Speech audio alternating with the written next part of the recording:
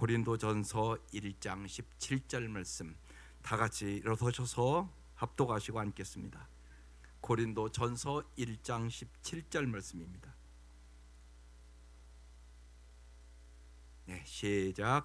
그리스도께서 나를 보내심은 세례를 베풀게 하려 하심이 아니요 오직 복음을 전하게 하려 하심이로되 말의 지혜로 하지 아니함은 그리스도의 십자가가 헛되지 않게 하려 함이라. 아멘.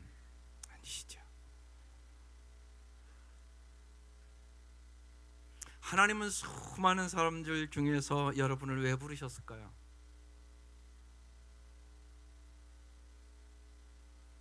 여러분은 언제나 여러분에게도 자녀들에게 아무개야 하고 이름을 부를 때는 무슨 목적이 있어 부르지 않겠습니까?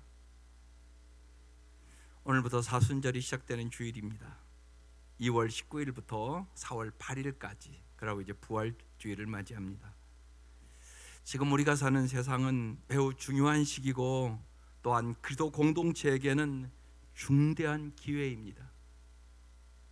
포스트 모던의 사회에서 우리에게 뚜렷하게 나타나는 것은 유물론적 소비주의와 자애적인 자기 확대와 일시적인 만족 같은 세상의 가치관에 수많은 사람들이 물들어가고 있다는 것입니다. 그래서 어느 때보다 성도들은 깨어 있어야 할 때란 말입니다. 예수님의 단순한 나눔의 삶, 다른 사람을 위하여 기꺼이 고난받는 삶, 영원한 목적을 주신 주님을 바로 알고 목적과 방향을 뚜렷하게 정하고 살아가는 삶, 그래야 교회가 참된 교회가 되고 여러분은 참된 성도로서 주님이 주신 사명과 사역을 감당할 수 있기 때문에 그렇습니다. 이것을 잘 무장해야 하는 지금 시대라는 말입니다. 그래서 오늘 나를 하나님 부르신 목적은 무엇일까? 우리는 뚜렷하게 말씀을 통하여 깨달아야 합니다. 하나님의 부르심은 영광의 부르심입니다. 삶에서 가장 큰 축복은 하나님의 부르심입니다. 하나님의 부르심에는 두 가지가 있습니다. 하나는 하나님이 우리를 자녀로 불러주셨다는 사실입니다. 이 부르심은 영원한 삶을 위한 초청입니다. 하나님의 자녀가 되게 하여 주셔서 슬픔과 고통과 괴로움과 아픔과 죽음이 있는 이 땅에서 그 모든 것을 이기고 소망을 가지고 천국을 소유하도록 우리를 부르신 것입니다. 이 소유가 뚜렷한 사람만이 죽음도 이기고 환난도 이기게 될 것입니다. 또 하나는 사명의 부르심입니다. 이 부르심은 우리가 예수 믿고 이제 오늘 죽어도 천국 가는 건 다 주어진 겁니다. 예수 믿으면. 그런데 이 땅에서 아픔과 고통과 슬픔과 괴로움 많은 이 땅에서 내가 어떻게 살아야 될 것은 더 중요한 문제 아닙니까? 주님께서 우리를 부르시고 바로 천국으로 보내지 않고 이 땅에 남겨준 이유가 있단 말입니다. 이 부르심은 가치 있는 삶을 위한 초청입니다. 나는 정말로 너희가 가치 있고 의미 있고 참으로 사람다운 아름다운 삶을 살기를 원한다고 주님은 말씀하는 겁니다. 여러분 자녀도 그렇지 않습니까? 자녀 낳습니다. 낳았으면 끝났습니까? 더 중요한 건 그게 아닙니다. 그 아이들이 정말 잘 자라서 아름답게 살아야만 여러분의 기쁨이 되지 않겠습니까? 감사가 되지 않겠습니까? 정말 영광이 되지 않겠습니까? 잘 자라지 않으면 부모의 속만 썩일 수도 있습니다. 우리도 그렇다는 얘기입니다. 이 세상에서 살아야 할 가치 있는 삶의 목적과 방향을 위해서 길이요 진리요 생명이신 주님께서 우리의 정말 육신을 입고 이 땅에 오셔서 길이 되주시고 진리가 되주시고 생명이 되주시고 나를 따라오라고 말씀하십니다. 명확한 주님의 음성입니다. 그래서 첫 번째, 하나님의 진정한 부르심은 무엇입니까? 하나님이 우리를 부르신 목적은 거룩한 삶이 아니라 복음을 전파하라는 것입니다. 예수님의 이 사랑의 이야기를 너의 자녀들과 너의 이웃들에게 전해야 된다는 것입니다. 하나님의 소원은 모든 사람이 구원받는 것입니다. 진리이시며 오늘도 치유하시며 영원한 집으로 가는 길이 되어주시고 영원한 세계에 대한 소망을 주시는 예수 그리스도를 너도 확실히 알고 너의 자녀들에게 반드시 전하고 내 이웃에게 전하라고 말씀하시는 것입니다. 로마서 1장 1절에 그렇게 시작됩니다. 그도 예수의 종인 나 바울은 부르심을 받아 사도가 되었습니다. 나는 하나님의 복음을 전하기 위하여 따로 세우심을 받았습니다. 우리의 거룩은 우리 안에 원인이 있는 것이 아니라 구속의 결과입니다. 하나님의 은혜를 진짜 아는 사람은 거룩하게 삽니다. 여러분의 자녀들이 거룩하게 사셔야 합니다. 그래야 진짜 복을 받으시기 때문에 그렇습니다.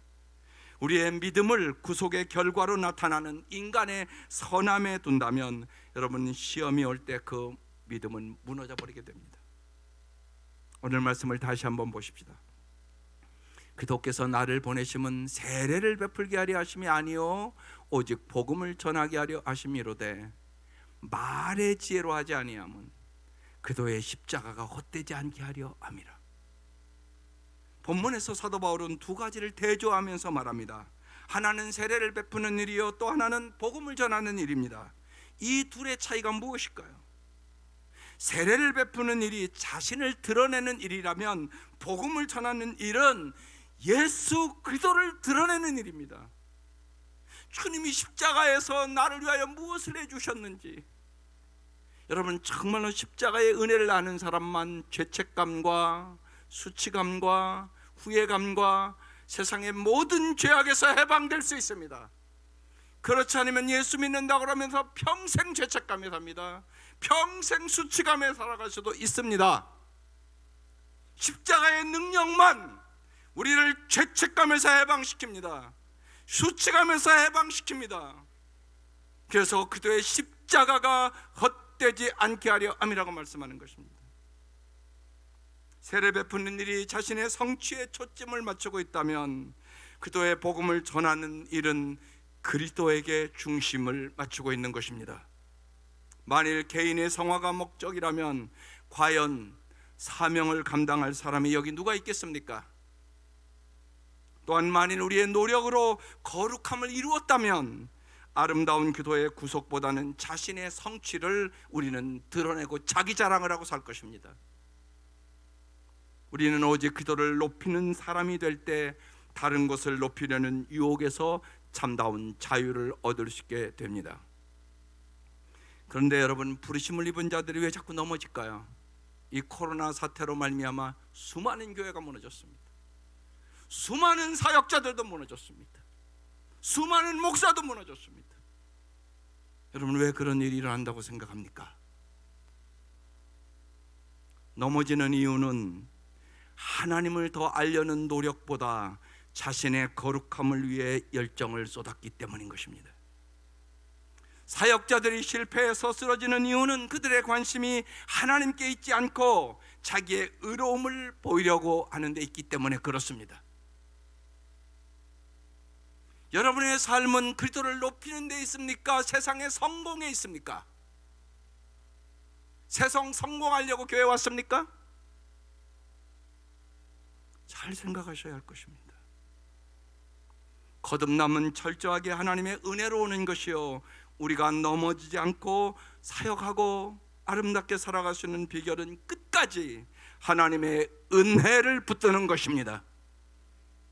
지금까지 살아온 것도 하나님의 은혜고, 깊이 생각해보면 하루하루 살아가는 것이 하나님의 은혜입니다. 하나님의 은혜를 끝까지 붙드는 사람만 승리합니다. 사도 바울은 자신의 거룩함을 위하여 살지 않았습니다. 정말로 사도 바울은 예수를 만나고 세상의 모든 것들을 배설물처럼 버렸다고, 우리가 좋아하는 돈도 명예도 권력도 버렸다고 얘기합니다. 이게 무슨 소리입니까? 디모데전서 1장 15절에 바울은 이렇게 고백합니다. 미쁘다. 모든 사람이 받을 만한 이 말이요, 그도 예수께서 죄인을 구원하시려고 세상에 임하셨다 하였도다. 죄인 중에 내가 괴수니라. 바울은 오히려 주님과의 관계가 깊어질수록 자기의 내면에 있는 더러움을 보았습니다.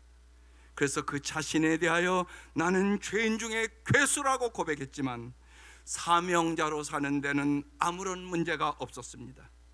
아니, 죄인 중에 괴수로 고백하고 나니 더욱 하나님의 은혜가 날마다 필요하다는 것을 깨닫고 그는 나는 날마다 내 자아를 죽이노라고 말씀합니다. 여러분, 자아가 죽어야 여러분 인생이 아름다워집니다. 그건 여러분 이미 살아보지 않았습니까? 내 고집대로, 내 생각대로, 내 마음대로, 내 감정대로 살다가 부부관계도 깨지고 행복이 뭔가도 모르고 가정에도 평화가 없고 더 심한 건 말할 것도 없고. 만약에 여러분의 가정에 행복이 없다면 분명한 것은 당신의 자아 때문에 그런 것입니다. 자아가 죽이는 것, 이것이 예수로 사는 겁니다. 나는 죽고 예수로 사는 사람만 진짜 행복하고 가치 있고 영원한 삶을 살 수 있습니다.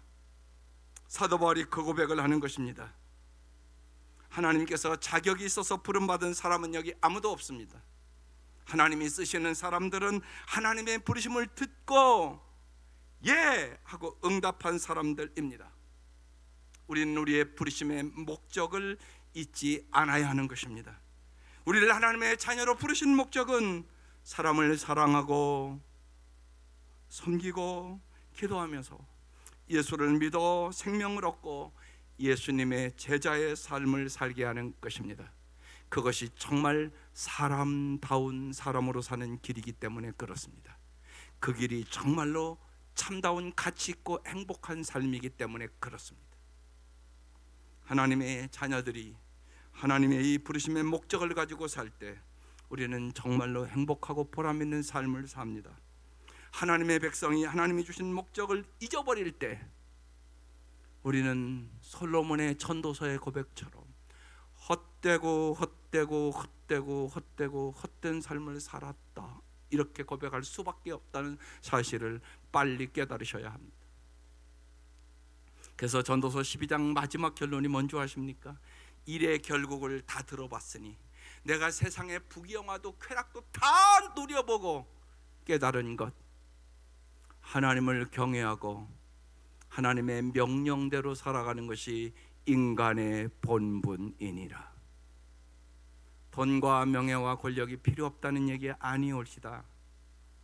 하나님을 알지 못하면 돈도 권력도 명예도 아름답게 살아갈 수 있는 능력이 없다는 의미입니다. 그래서 다니엘서 12장 3절에 정말 모든 부모들이 다니엘처럼 내 아들 살게 해달라고 기도하는 다니엘서 아닙니까? 마지막에 이렇게 얘기합니다. 지혜 있는 자는 궁창의 빛과 같이 빛날 것이요 많은 사람을 옳은 대로 돌아오게 한 자는 별과 같이 영원토록 빛나는 인생을 살리라. 아멘. 소명자는 띄워져 보시겠어요? 자신의 거룩함이 아니라 나를 통해 기도가 증거되는 것이 목적입니다. 그것이 정말로 여러분의 자녀를 잘 살게 하는 길이기 때문에 그렇습니다. 여러분, 그 확신이 오늘 부모들에게 뚜렷할 수 있기를 주의 이름으로 축원합니다. 두 번째, 구속의 이유를 아는 것이 중요합니다. 예수 그리스도께서 나를 구원하기 위하여, 구속하기 위하여 고난을 받으신 이유는 나를 성자로 만들기 위한 것이 아니라 온 세상을 구속하기 위해서인 것입니다. 이 구속은 누구나 예외 없이 체험할 수 있는 점에서 정말로 복음, 기쁜 소식입니다. 복음에는 구속의 능력이 있습니다. 로마서 1장 16절 유명한 말씀입니다. 내가 복음을 부끄러워하지 아니하노니 이 복음은 모든 믿는 자에게 구원을 주시는 하나님의 능력이 됨이며 먼저는 유대인에게요 그리고 헬라인에게로다. 그런데 이 체험이 우리의 목적이 될 수는 없습니다. 우리는 끊임없이 기도하면서 문제 해결을 위한 체험을 구합니다. 그러나 우리는 스스로 얼마나 내가 사랑이 부족하고 용서하지 못하며 죄에 쉽게 넘어지고 작은 유혹 앞에서도 하나님을 외면하는 존재인지를 여러분 믿어보면 잘 알게 됩니다. 이러한 문제들 가운데서 끊임없이 하나님께 기도하고 요청해 보지만 해결의 기미가 보이지를 않습니다. 오늘도 그런 모습으로 여러분이 이 자리에 왔습니다. 그래서 어떻게 보면 오래 믿은 사람일수록 절망할 수 있습니다.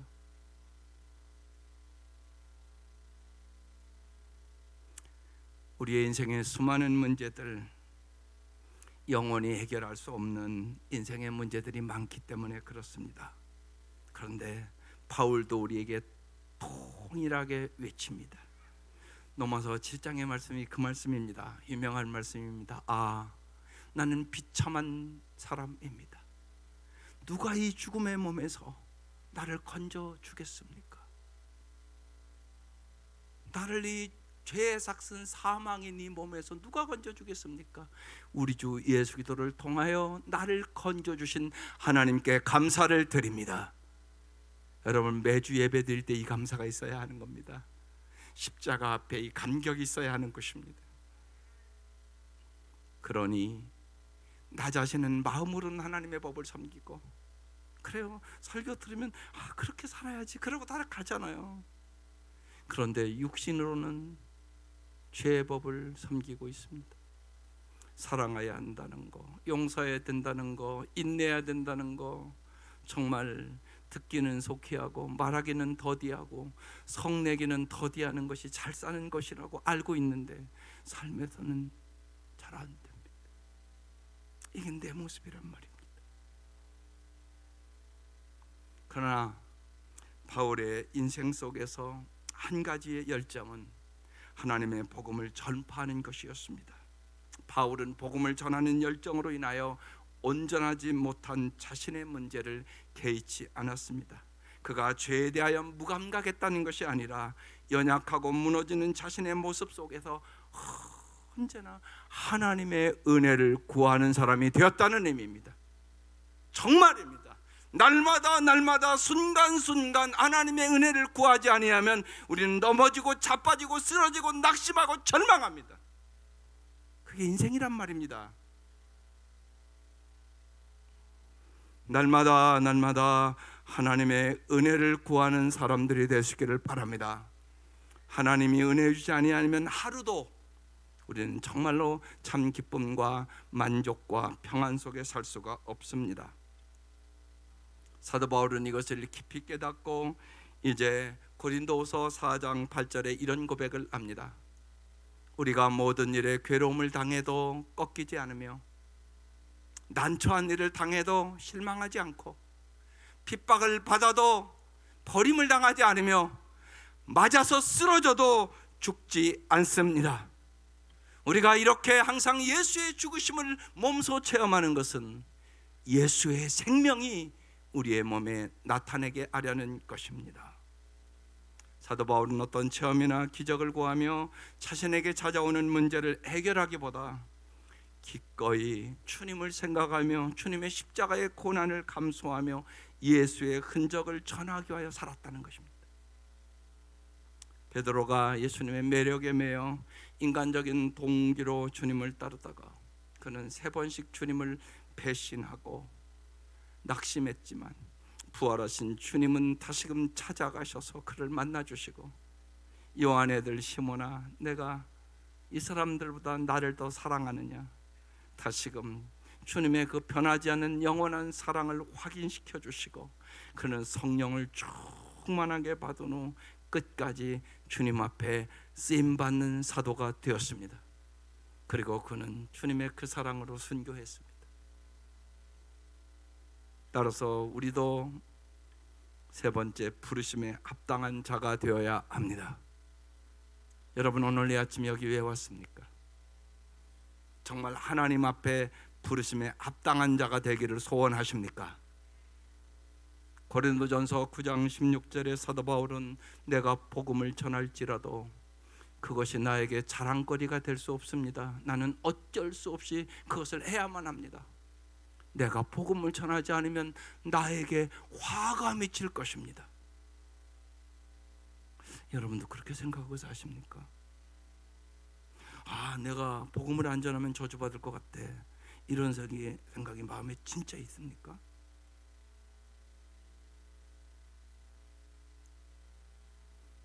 성령의 충만함을 받은, 예수님을 부인하고 도망가고 변화된 그 사도들이 이제 정말로 그 로마의 압제와 핍박 속에 어떤 때는 죽음을 각오한 그때 나가서 복음을 전합니다. 그러니 받아들일 리가 만무하지 않겠습니까? 그런데 사도행전 5장 41절에 이렇게 기록되어 있습니다. 사도들은 그 이름을 위하여 능욕받는 일에 합당한 자로 여기심을 기뻐하면서 공회 앞을 떠나니라. 예수를 전해보니까 능욕을 받는 겁니다. 그런데 그렇게 생각했던, 마땅하지, 예수를 전하는 일은 고난을 받는 일이야, 합당한 거야, 예수님도 고난 받았는데 내가 어떻게 고난을 안 받아, 이렇게 생각했다는 것입니다. 여러분도 예수 믿으며 그렇게 생각하십니까? 사실상 깊이 생각해 보면 여러분이 요새 복음을 안 전하면 무슨 고난이 있습니까? 예수 믿으면서 복음을 안 전하면 우리같이 이렇게 좋은 환경에서 무슨 고난이 있겠습니까?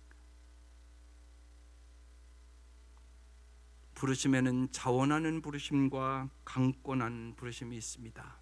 이것은 차이가 있습니다. 이 세상에서 구원을 받는 것보다 더 쉬운 일은 없습니다. 구원이란 하나님의 주권적인 일이기 때문에 그렇습니다. 내게 오너라, 수고하고 무거운 짐진 자들아, 다 내게로 오라. 죄악의 짐 때문에, 수치감의 짐 때문에, 열등감 때문에, 정말로 비교의식 때문에 세상에 수많은 짐을 진 자들아, 다 내게로 오라. 내가 너를 구원해 주겠다고, 쉬게 해 주겠다고 주님은 우리를 초청하십니다. 주님은 구원의 조건으로 어떤 제자 훈련을 내걸지 않으십니다. 누구든지 예수를 믿기만 하면 예수 기도의 십자가의 은혜로 인하여 구원을 받을 수 있다. 믿으십니까? 구원은 하나님의 선물이다. 여러분, 선물은 받고 감사합니다 그러는 거잖아요. 여러분, 이웃집에서 떡만 갖다 줘도 여러분 받고 아이 고마워요 그러잖아요. 여러분 잘 생각해 보세요. 구원은요, 내가 예수님 주시는 선물을 그냥 받으면 구원 받는 거라고요. 그러나 제자가 되는 것, 제자 훈련은 선택사항입니다. 하나님께서 영적 수준을 높이기 위하여 성도가 아니라 제자가 되라고 얘기하는 것입니다. 여러분들 생각해 보십시오. 여러분, 세상에서 우리 자녀는 초등학교만 나왔으면 좋겠다, 그런 부모가 여기 어디 있습니까? 세상의 지식으로는 초등학교 나오면 중학교 가야 되고, 중학교 나오면 고등학교 가야 되고, 고등학교 가면 대학교 가야 되고, 더 욕심이 있는 사람은 박사학위 받아야 되고. 여러분 그 생각 다 갖고 있지 않습니까? 여기 그렇지 않은 분이 누가 있습니까? 영적으로도 그러십니까? 그런데 영적으로 초등학생들이 교회 안에 너무 많단 말입니다. 그런데 자기가 초등학생인 줄 모릅니다. 그것이 주님의 마음의 아픔입니다. 부모는 공부를 그렇게 시키려고 그러는데, 여러분 세상의 지식도 자식이 공부를 안 하려고 그러면 부모가 참 속상하지 않습니까? 저거 공부할 때 공부하면 나중에 좀 고생을 덜 할 텐데 왜 저렇게 공부를 안 하지? 공부 안 하면 몸으로 일해서 먹고 살아야 되는데 얼마나 힘들까를 주님은 너무나 여러분 부모는 너무나 잘 알기 때문에 자식에서 공부하라고 그러는 거잖아요. 여러분 왜 공부하라고 그럽니까? 자식이. 여기서 여러분 잊지 마셔야 합니다. 지식을 위하여 여러분 참 수고하고 노력합니다. 지식보다 더 중요한 것이 지혜라는 사실을 잊지 마셔야 합니다. 지혜로워야 올바른 선택을 할 수 있습니다. 지혜로워야 사람답게 살아갈 수 있습니다. 지혜로워야 부귀영화도 아름답게 사용할 수 있습니다. 그건 분명한 것입니다. 그래서 성경은 뚜렷하게 얘기를 하는 것입니다. 여호와를 경외하는 것이 지혜의 근본이니라. 지혜가 부족하거든 후히 주시고 꾸짖지 아니하신 하나님께 구하라, 그리하면 주시리라. 무엇보다 여러분이 정말 여러분의 자녀들이 지식을 쌓아서 출세하기를 원하는 것보다 지혜를 더 구하는 부모들이 될 수 있기를 주의 이름으로 축원합니다. 그래야 아름답게 삽니다. 방탕하지 않습니다. 헛된 야망을 갖고 살지 않습니다. 그래서 지혜가 중요합니다. 주님께서 그래서 참된 지혜를 주기 위하여 제자 훈련을 선택하라고 얘기하는 것입니다. 제자 훈련은 그래서 여러분이 선택하는 것입니다. 누가복음 14장에 제자에 대해서 가장 명확하게 우리에게 말씀하신 말씀이 누가복음 14장입니다. 거기에 세 귀절이 나옵니다. 첫 귀절, 물은 내게 오는 자가 자기 부모와 처자와 형제와 자매와 더욱이 자기 목숨까지 미워하지 아니하면 능히 내 제자가 되지 못하고. 여러분, 이 첫 번째 말씀은 가족을 사랑하지 말라는 얘기가 아니에요. 이 말씀을 오해하면 안 됩니다. 주님을 더 사랑해야 된다는 얘기예요. 여러분, 자식 다 사랑합니다. 그런데 여러분이 주님을 더 사랑해야 자식을 잘 기를 수 있습니다. 욕심으로 자식 기르면 망합니다. 그런데 우리는 자식에 대한 욕심이 많습니다. 그래서 주님 얘기하는 것입니다. 예수의 제자를 만들어야 되는데 너희는 자식보다 예수를 더 사랑해야 된다고. 예수님이 네 자식들 진짜 잘 기를 수 있다고 그 얘기하는 것입니다. 예를 들어서 여러분, 자녀들이 선교사를 가겠다고 그러면 제일 먼저 반대하는 사람이 누굽니까? 부모입니다. 야, 꼭 거기 가야 되냐? 그냥 여기서도 편히 하면 되잖아. 뭘 아프리카까지 가냐? 부모는 고생하는 것이 안쓰러워서 그 얘기를 안 하는 부모는 없습니다. 여러분, 그게 부모의 마음입니다. 그러나 하나님이 때로는 가라고 그러십니다. 왜? 영원한 상급을 주려고, 너를 통하여 수많은 사람들을 복받게 하려고. 하나님의 생각은 우리의 생각보다 엄청나게 높고 깊고 영원하고 많은 사람이 너를 통하여 복받기를 원하시기 때문에 그런 것입니다. 두 번째 단락은 27절입니다. 누구든지 자기 십자가를 지고 나를 따르지 않는 자도 능히 내 제자가 되지 못하리라. 여러분, 십자가 하면 고난 얘기하는 거잖아요. 여러분, 고난이 없이는 예수의 제자가 될 수 없습니다. 여러분, 생각해 보세요. 하늘의 미랄이 썩어지지 않고 열매를 맺는 비결이 있습니까? 있으면 좀 가르쳐 주세요. 반드시 하늘의 미랄은 썩어져야 열매를 맺습니다. 여러분의 삶도 마찬가지입니다. 사랑하는 부모 여러분, 정말로 자식을 위하여 기도로 썩어지는 부모 되시기를 바랍니다. 당신이 썩어지셔야 합니다.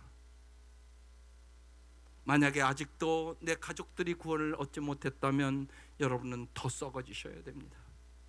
더 기도하셔야 될 것입니다. 더 주님 앞에 매달려야 될 것입니다. 주님 앞에 더 깊이 눈물이 있어야 할 것입니다. 그러지 않고 저절로 되는 일은 없습니다. 다 아는 사실이야. 하나의 미랄은 반드시 썩어져야 100배, 60배, 30배 열매를 맺습니다. 그 얘기입니다. 자기 십자가를 지고 나를 따라와야만 된다고. 또 한 가지 얘기를 합니다. 33절에 이와 같이 너희 중에 누구든지 자기의 모든 소유를 버리지 않으면 능히 내 제자가 되지 못하리라. 여러분, 언제나 잊지 마셔야 됩니다. 주님은 소유보다 존재를 중요시 여깁니다. 그런데 오늘 우리의 사회는 소유 때문에 사람을 죽이고 멸망시키고 무시하고 그런 사회가 됐습니다. 여러분 잊지 마셔야 합니다. 여러분의 소유를 가지고 사람을 살리셔야 합니다. 여러분의 소유를 가지고 사람들에게 행복을 주셔야 합니다. 돈 많이 벌어서 그 돈을 아름답게 사용하십시오. 그게 아름답게 살아가는 비결입니다. 돈 많이 버는 목적이 하나님 내가 돈을 많이 벌게 해주시면 정말로 이 돈으로 많은 영혼을 구원하고 세상에 가난하고 병들고 고통당하는 사람들 위하여 쓰도록 인도하여 주시옵소서. 이게 우리의 참된 기도가 되셔야 하는 것입니다. 그래서 모든 소유를 버리지 아니하면 능히 예수의 제자가 될 수 없다고 말씀하고 계신 것입니다. 구원은 받았지만 제자가 되지 못하는 이유는 하나님의 부르심에 내가 귀를 막고 순종하지 않기 때문에 그렇습니다. 정말로 복음을 전하는 일의 가치를 내가 아직 깊이 깨닫지 못해서 그런 것입니다. 사도 바울은 내가 복음을 전하지 않으면 나에게 화가 미칠 것이라고 말합니다. 월리엄 템픈이라는 분은 이렇게 말합니다. 교회는 그 구성원이 아닌 사람들의 유익을 위해 존재하는 유일한 집단이다. 성경은 교회의 초점이 조직 유지가 아니라 선교에 있어야 하고 교회 사역자들의 초점은 회중에 대한 목회적인 돌봄이 아니라 그 구성원들을 전도에 무장시키는 데 반드시 맞춰줘야만 교회의 존재 목적을 성취할 수 있다고 그랬습니다.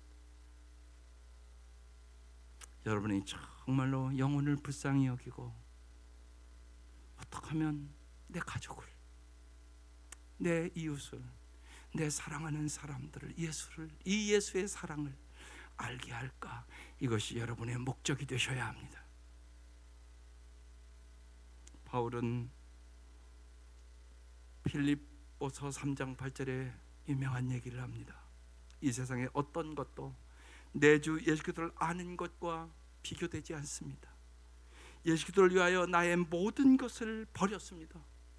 모든 것이 쓰레기처럼 아무런 가치가 없다는 것을 내가 이제야 알았습니다.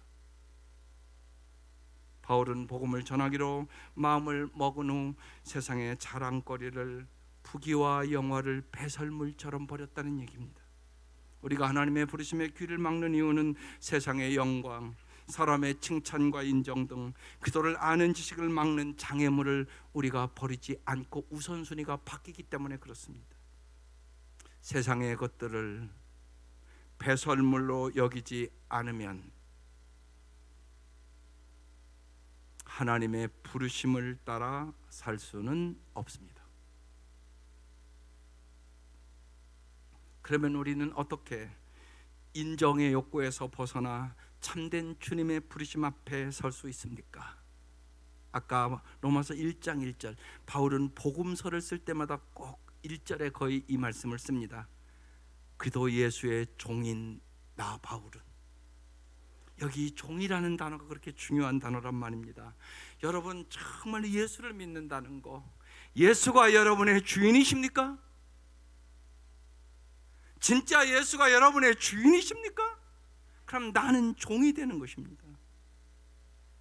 진정한 부르심은 예수 그리스도의 종이 되는 것과 밀접한 관련이 있습니다.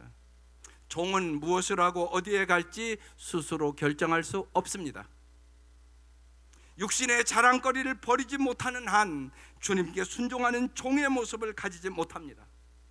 종은 주인이 원하는 대로 행하는 사람이 종입니다. 사도 바울은 내가 예수 그리스도의 종이 됐다고 얘기하는 것입니다. 하나님께서 자기를 기쁘시게 하기 위하여 우리를 찢겨진 빵과 부어지는 포도주로 만드십니다. 여러분 이게 무슨 의미인가를 잘 아셔야 됩니다. 복음을 위해서 구별되는 것은 모든 야망은 꺾이고 인생의 욕심과 욕망은 잠들고 외적인 나의 자랑은 철저하게 제거되는 상태를 의미하는 것입니다. 여기서 우리는 진정한 부르심의 상태에 이르게 되는 것입니다. 부르심에 합당한 자가 된다는 의미가 기꺼이 찢겨진 빵, 부어진 포도주가 될 각오가 되어 있다는 의미입니다. 이건 무슨 얘기냐? 예수님이 십자가를 앞두고 마지막 선창식 합니다. 그 얘기입니다. 자기의 이것은 내 몸이다, 먹어라. 내 몸을 먹고 살아, 그 얘기예요. 찢겨진 살입니다. 포도주를 주시면서 뭐라고 해요? 이것은 내 피라고 얘기하십니다. 그게 마지막 주님과의 만찬입니다. 주님의 찢겨진 살과 주님의 피를 먹고 여러분 산 겁니다. 믿으십니까? 이걸 진짜 믿으십니까? 여러분 그렇게 사셨습니다. 그래서 내가 부르심에 합당한 자가 되려면 주님의 이 찢겨진 빵과 부서진 포도주를 내가 먹고 살았으니 나도 이제 부서진 포도주와 찢겨진 빵이 되기로 결단하는 것입니다. 사도 바울은 그 결단을 하고 고린도전서 4장 13절에 고백합니다. 비방을 받은즉 권면하고 우리가 지금까지 세상의 더러운 것과 만물의 찌꺼기 같이 되었도다. 복음만 증거된다면 이 땅에서 나는 찌꺼기 같이 대우받아도 상관이 없다는 바울의 고백입니다. 복음 때문에 부끄러움을 당할 마음이 추워도 없다면 우리는 그렇게 살다가 부끄러운 구원을 받게 될 것입니다. 골로새 1장 24절에 우리 성도들을 향하여 주시는 말씀입니다. 나는 이제 너희를 위하여 받는 괴로움을 기뻐하고 그리스도의 남은 고난을 그의 몸된 교회를 위하여 내 육체에 채우노라. 그리스도를 위하여 제자의 삶을 살 때 실제로 우리의 삶에 찾아오는 고난이 있습니다. 우리는 가까스로 부끄러운 구원받는 부끄러운 성도로 살든지 아니면 정말 하나님이 원하시는 제자가 되어 정말 세상에서 고난이 있고 때로는 찌꺼기 같은 존재가 될지라도 정말 주님의 복음을 위해서 살든지 선택하라고 말씀합니다.